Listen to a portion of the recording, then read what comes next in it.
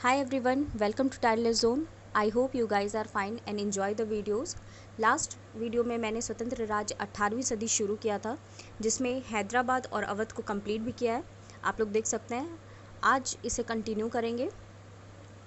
जब तक स्वतंत्र राज्य टॉपिक चल रहा है, मैं ये स्लाइड लूँगी ताकि आपको पता चल सके कि इस टॉपिक में पढ़ना क्या क्या है और कौन कौन से राज्य क्षेत्र आते हैं इसमें। कुछ राज्य क्षेत्र एग्ज़ाम पॉइंट ऑफ व्यू से काफ़ी महत्वपूर्ण हो जाते हैं, जैसे कि हैदराबाद, अवध, बंगाल, कर्नाटक, मैसूर, मराठे। साथ ही साथ रुहेलखंड हुआ, फारुखाबाद हुआ, भरतपुर हुआ। इन सब से कुछ सेलेक्टिव क्वेश्चंस ही बनते हैं एग्ज़ाम में, जिसे आज हम लोग कंप्लीट करेंगे। तो फर्स्ट क्वेश्चन है, कर्नाटक किसके नेतृत्व में एक स्वतंत्र राज्य की भांति उदय हुआ? आंसर होगा सादुतुल्ला खां। कर्नाटक दक्कन के मुगल क्षेत्र का एक सूबा था। सूबा एक छोटा क्षेत्र होता है, कस्बा या गांव कह लीजिए, जिसका संचालन सूबेदार किया करता था। और इस शुरुआत में कर्नाटका पर हैदराबाद का अधिकार था, पर जब हैदराबाद मुगलों से स्वतंत्र होकर एक स्वतंत्र राज्य के रूप में स्थापित होता है, तो उसके बाद कर्नाटक भी सादुतुल्ला खां के नेतृत्व में एक अलग राज्य की तरह उदय होता है। सेकंड क्वेश्चन है, सादुतुल्ला खां जो कि प्रथम नवाब है, उसकी मृत्यु के बाद कर्नाटक का अगला नवाब कौन बनता है? सादुतुल्ला खां की मृत्यु 1732 ईस्वी में होती है। तो आंसर होगा दोस्त अली, जिसका शासनकाल था 1732 से 40 तक। दोस्त अली की मृत्यु के बाद उत्तराधिकारी का संघर्ष शुरू होता है, जिसके तहत 3 कर्नाटक युद्ध होते हैं अंग्रेज़ और फ्रांसीसियों के मध्य। पहला कर्नाटक युद्ध 1746 में, 46 से 48 में, दूसरा 1749 में और तीसरा 1758 में होता है। इन तीनों युद्ध के बारे में मैंने पुर्तगाली कंपनी पढ़ाते वक्त बताया है। सेकंड या थर्ड वीडियो होगा, आप लोग उसे देख सकते हैं। उसमें डिटेल में मैंने बताया है कि कब और कहाँ और किसके मध्य हुआ है। थर्ड क्वेश्चन है, किसने बरेली की जागीर को एक स्वतंत्र रुहेलखंड राज्य में बदल दिया? रुहेलखंड राज्य को रुहेला राज्य भी कहा जाता था, याद रखिएगा। इसका आंसर होगा वीर दाऊद और अली मोहम्मद खां। अली मोहम्मद खां वीर दाऊद का पुत्र होता है। ये दोनों ही अफ़गान मूल के थे। और रुहेल राज्य का विस्तार देखा जाए, मतलब ये कौन से क्षेत्र में पड़ता था भारत के, तो इसका आंसर होगा उत्तर में कुमायूं से लेकर दक्षिण में गंगा नदी तक। चौथा क्वेश्चन, भरतपुर में एक स्वतंत्र जाट राज्य की स्थापना किसने की? आंसर है चूड़ामन और बदन सिंह ने। आइए जानते हैं जाट किसे कहते थे। जाट का मतलब पंजाबियों से मत ले लीजिएगा। 18वीं सदी में जाट एक तरीके से किसान लोगों को कहा जाता था, जो कि आगरा, दिल्ली, मथुरा और पूर्वी राजस्थान के क्षेत्र से संबंधित थे। जाटों के प्रमुख नेता की बात की जाए तो उनमें कुछ नाम इम्पॉर्टेंट होते हैं, जैसे कि गोकुल, राजा राम, चूड़ामन, बदन सिंह और सूरजमल। इनमें से सूरजमल सबसे इम्पॉर्टेंट है एग्जाम पॉइंट ऑफ व्यू से। पांचवा क्वेश्चन है, बदन सिंह को राजा की उपाधि किसने दी थी? इसका आंसर होगा अहमद शाह अब्दाली ने। अहमद शाह अब्दाली एक ईरानी शासक था, जो कि नादिर शाह के बाद दूसरा ईरानी शासक था जिसने भारत को एक बड़े पैमाने पर लूटा था। इसने तकरीबन 9 साल में 7 बार आक्रमण किया और काफ़ी सारा धन और संपत्ति यहाँ से लूट के ईरान लेके गया था। अगर बदन सिंह की मृत्यु के बाद अगला जाट नेता सूरजमल होता है। छठा क्वेश्चन भी जाटों से रिलेटेड है। जाटों का अफलातून या प्लेटो किसे कहा जाता है? It is most important question. इसका आंसर होगा सूरजमल। सूरजमल एक कुशल प्रशासक था। साथ ही साथ ये किसानों की पोशाक पहनता था, क्योंकि ये एक तरीके से किसानों का ही नेतृत्व करता था, तो उनको मोटिवेट या प्रोत्साहित करने के लिए ये वैसी ही पोशाक का धारण करता था।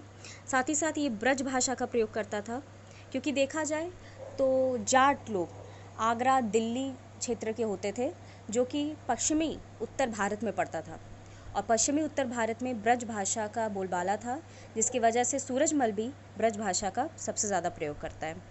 इसकी मृत्यु के बाद जाट राज्य का पतन हो गया, क्योंकि इसके तरह कोई कुशल राजा या शासक जाट राज्य का नेतृत्व नहीं कर सका। 7वां क्वेश्चन है जयसिंह द्वितीय पे। ये एक राजपूत राजा था। क्वेश्चन है जयसिंह द्वितीय को मिर्जा सवाई की उपाधि किसने दी? आंसर होगा जहांदार शाह। जहांदार शाह के बारे में मैंने बताया है उत्तरकालीन मुगल सम्राट पढ़ाते वक्त कि ये दूसरा उत्तरकालीन मुगल सम्राट था। जयसिंह की बात की जाए तो जयसिंह द्वितीय आमेर का राजा था, जो कि कछवाहा राजपूत था। इसका शासनकाल 1699 से लेके 1743 तक था, 1699 टू 1743। ये एक कुशल शासक, समाज सुधारक, नगर संस्थापक, खगोल शास्त्री, गणितज्ञ, वैज्ञानिक, विधिवेधा, विद्या प्रेमी था। एक तरह से कह सकते हैं कि एक मल्टी टैलेंटेड राजा था, जो हर एक क्षेत्र में जिसने कुशलता हासिल की थी। अगर भाषा की बात की जाए तो इसे संस्कृत, तुर्की, फ़ारसी, अरबी, ये सारी भाषाएं आती थीं। और जहांदार शाह ने इसे मिर्ज़ा सवाई के साथ ही साथ मालवा का सूबेदार भी बनाया था। ये भी इम्पॉर्टेंट हो जाता है, इसे याद रखिएगा आप लोग। 8वां क्वेश्चन है जयपुर नगर की स्थापना किसने की? आंसर होगा जयसिंह द्वितीय।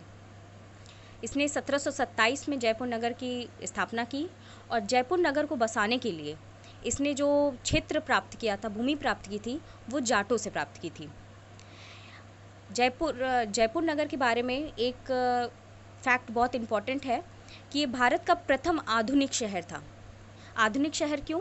क्योंकि ये पहला शहर था जो वैज्ञानिक तरीकों और नियमित योजनाओं के तहत बनने वाला ये पहला शहर था। और जयपुर के शिल्पकार की बात की जाए तो वो थे विद्याधर भट्टाचार्य। ठीक है। 9वां क्वेश्चन है जयसिंह द्वितीय ने किन 5 स्थानों पर आधुनिक वेधशाला, मोस्ट इम्पॉर्टेंट, आधुनिक वेधशाला का निर्माण कराया?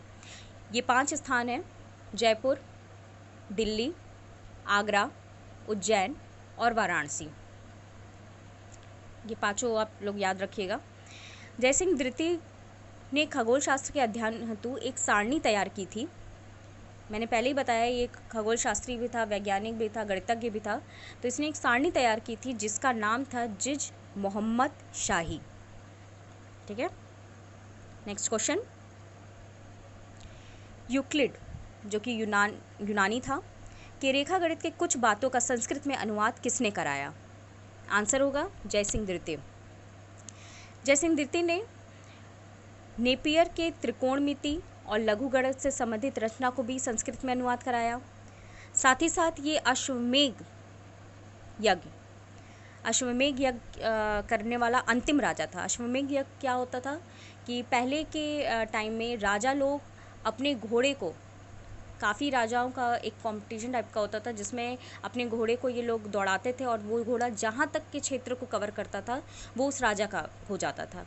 यही अश्वमेघ यज्ञ होता था, और इस यज्ञ को अंतिम बार प्रयोग करने वाला जयसिंह द्वितीय था। ठीक है। जयसिंह द्वितीय ने कई उपाधियां भी ली थीं, जैसे कि सरमदे राजा ए हिंद, राजराजेश्वर और श्री राजाधिराज। जयसिंह द्वितीय बहुत इम्पॉर्टेंट हो जाता है राजपूत राज्य में, राजाओं में। इससे काफ़ी सारे फैक्ट बनते हैं, और ये कुशल प्रशासक था जिसने कई चीज़ें शासन के लिए करे थे। इस वजह से काफ़ी सारे फैक्ट्स बनते हैं। सारे क्वेश्चंस को और सारे फैक्ट्स को आप लोग ध्यान में रखिएगा, एक बार रिवाइज़ कर लीजिएगा। 11वां क्वेश्चन केरल से संबंधित है। मैंने यहाँ क्वेश्चन न लेके बल्कि पूरे केरल को ही ब्रीफ कर दिया है। केरल के विषय में जितने फैक्ट्स बनते हैं उनमें से पहला है कि 18वीं सदी के आरंभ में केरल में 4 प्रमुख राज्य थे। पहला था कालीकट,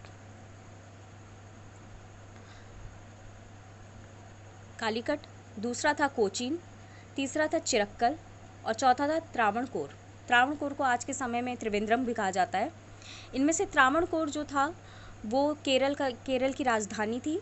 साथ ही साथ ये संगीत और साहित्य का केंद्र भी उस टाइम था। इसे भी आप याद रखिएगा, यहाँ मैंने मेंशन नहीं किया है।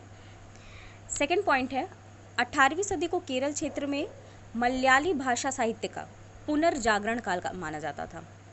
मतलब इस 18वीं सदी में केरल राज्य में जितने भी शासक या राजा होते हैं, उन्होंने मलयाली भाषा का संरक्षण किया, उसको संरक्षण दिया, जिससे कि मलयाली भाषा का काफ़ी उदय हुआ। इसीलिए इसे पुनर्जागरण काल माना जाता है। अगर केरल राज्य के प्रमुख राजा की बात की जाए तो इसमें सबसे इम्पॉर्टेंट और राजा का नाम आता है मार्तंड वर्मा, जिसका उत्तराधिकारी इसके मृत्यु के बाद इसका छोटा भाई राम वर्मा बनता है। फिलहाल मार्तंड वर्मा के बारे में जानते हैं, जिससे काफ़ी क्वेश्चन बनते हैं। ये त्रावणकोर का राजा था। इसने शहर और अपने राज्य को अच्छा बनाने के लिए काफ़ी सारे काम किए, जैसे कि नहर निर्माण, सड़कों का विकास, साहित्य संगीत को मतलब आगे बढ़ाना। इसने एक बार डचों को भी हराया था। साथ ही साथ अपनी सेना को यूरोपीय ढंग से इसने सुशोभित भी किया। और इसकी मृत्यु के बाद इसका छोटा भाई राम वर्मा केरल में राजा की उपाधि लेता है। 1766 में 1766 ईस्वी में हैदर अली ने केरल के कालीकट और कोचीन राज्य पर अधिकार कर लिया और इसे अपने क्षेत्र में मिला लिया था। ये चीज़ मैं जब आगे मैसूर बताऊंगी तो इसे कवर किया जाएगा। फ़िलहाल ये आज का आखिरी क्वेश्चन था। इसी के साथ वीडियो एंड करते हैं। नेक्स्ट वीडियो में मैं मैसूर स्टार्ट करूँगी, मैसूर पढ़ा जाएगा। हिस्ट्री का जो सिलेबस है वो काफ़ी वास्ट है, पर एग्ज़ाम के कुछ क्राइटेरिया होते हैं जिसके अंतर्गत ही क्वेश्चन पूछे जाते हैं। अगर आपको ये पता चल जाए कि कहाँ से और कैसे क्वेश्चन बनते हैं, तो जो चीज़ें आप आधे घंटे के लेक्चर में पूरा करोगे, वो चीज़ें आप 15 मिनट में भी कवर कर सकते हो। तो ये चीज़ हर सब्जेक्ट पे अप्लाई होता है। तो चीज़ों को जानने की कोशिश करिए कि कैसे क्वेश्चंस बनते हैं, और बार बार रिवाइज़ करिए, क्योंकि इट इज़ अ की फैक्टर। तो अगर वीडियो अच्छा लगा हो तो please do likes, share and subscribe. Thank you.